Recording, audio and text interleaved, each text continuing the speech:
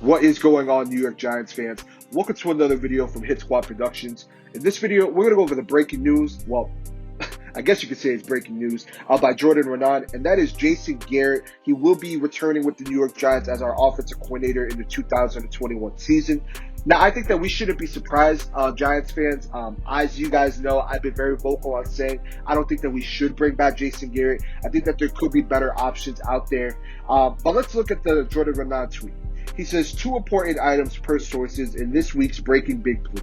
Jason Garrett is in fact expected to return as offensive coordinator, even though maybe changes to new staff, new offensive line coach, possible internal alterations, and the New York Giants will not be in the Deshaun Watson mix. Obviously, I thought we weren't in the Deshaun Watson mix. I thought, with Dan Orlovsky putting out that trade prediction, I thought that was very stupid. I thought it was a bad trade for the Giants and something that they wouldn't do.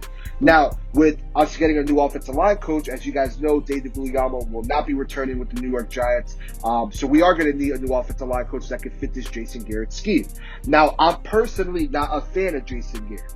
We have the 31st worst offense in the league next to the Jets, who are picking second overall. That's insane. That's disgusting. That makes me so fucking mad, because we averaged 297 total yards per game, which was 31st in the NFL.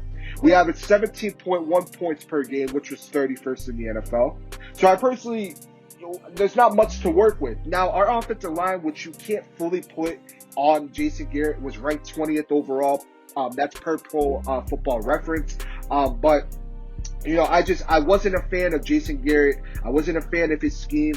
I wasn't a fan of the route tree that Jason Garrett was drawing up for some of his receivers and some of his decision makings. And if you guys remember, when we hired Jason Garrett, I was very excited to get Jason Garrett in here. I thought, he's a guy that can build quarterbacks. You saw what he did with Tony Romo. You saw what he did with Dak Prescott. We saw that Daniel Jones had a fairly solid rookie season under Pat Shurmur. So we just, in my opinion, I personally thought that Daniel Jones would have a better year than what he did this year compared to the year that he had last year.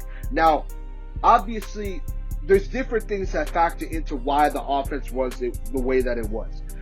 And I understand, the other side of the coin before I get into why the offense was the way it was. I understand the other side of the coin of not having Daniel Jones learning a new offense, because this would be his fourth offense if we did decide to go with a new offensive coordinator that he would have to learn in 3 years. And you don't want that for your QB. I get that. When you look at players like Alex Smith, who had multiple offensive coordinators, Alex Smith never took that next step to be that quarterback that a lot of people thought that Alex Smith could be, which is unfortunate for Alex Jones and his legacy. So as much as I disagree with the move, I fully understand why the New York Giants are bringing him back. Now, granted, Garrett was going into a season where I'm pretty sure, he was tailoring his offense to Saquon Barkley. And, with Saquon Barkley being out for the year with the ACL injury, you can make an argument that really hurt the type of scheme that Jason Garrett was trying to run over here. Now, at the same time, the way that he drew his wide receiver routes were very frustrating. Way too many curl routes. I mean, you look at some of the interceptions that Evan Ingram was giving up off his hands, they were on curl routes. He wasn't extending, his routes for his wide receivers, which really, in my opinion, hurt Darius Slayton, who needs to extend the field. And honestly, the receiver routes, they were easy to pick up. They costed us some turnovers, and I just wasn't a fan of it. Now, I do think that is something that Jason Garrett will adjust in his playbook. When you think of Jason Garrett getting a player maybe like Kenny Golladay, or even us getting Jalen Waddle in the draft, so you expect, this offensive playbook to be expanded. I will say that we do need some wide receiver help on this offense, and I do think it was a bad decision on Joe Judge in the Giants not to bring in a solid wide receiver, whether that was in the draft or free agency. In my opinion, you can't rely on undrafted rookies and expect great productivity. You have a few outliers, obviously, but for the most part, nah. Now, with us keeping Daniel Jones needs to be better. I really think if we could get him some weapons like a Kenny Golladay or a player like Waddle in the draft, or even both, if we could somehow do it, this would take the offense to the next level. Now, when you look at Daniel Jones, obviously he had a very, very disappointing year. Very disappointing. And Granted, there's a lot of things that factored into it. I completely understand. He had 11 touchdowns, 10 interceptions, 2,943 yards. His QBR was a 61.4. And obviously, he did very well, with running the ball. He had 423 yards off 65 attempts. 1 touchdown. He had that nice 80-yard run, which that's very impressive when you look at any quarterback. Not many quarterbacks, you could make an argument that obviously Lamar could do that, but we haven't seen that with Lamar yet where he could take it 80 yards. That's still a very long run. So obviously Daniel Jones needs to be better, but if we could get him some weapons in this scheme, Jason Garrett can expand this playbook. That's going to help Saquon Barkley. That's going to help Daniel Jones. That's going to help our wide receivers. One thing I will say about Jason Garrett, I liked how committed he was to the run. You saw that week in and week out, even to a point where it annoyed you. He stuck to the run, and that really helped players like Wayne Gallman, that helped Dion Lewis. When you look at Wayne Gallman was the focal point in our running game in the 2020 season.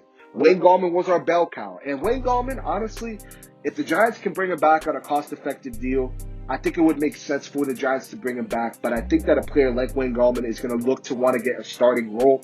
But Wayne Gallman had 682 yards off 147 attempts, 6 touchdowns. He averaged 4.6 yards behind this offensive line. So that's something that, if a player like Wayne Gallman can get that kind of productivity behind this offensive line, you got to imagine that Saquon Barkley is going to only have a better stat sheet, which obviously he will. Now, we'll be getting a healthy Saquon Barkley back, hopefully. And, we'll be getting some receiver help. So to me, there's no excuses for Jason Garrett.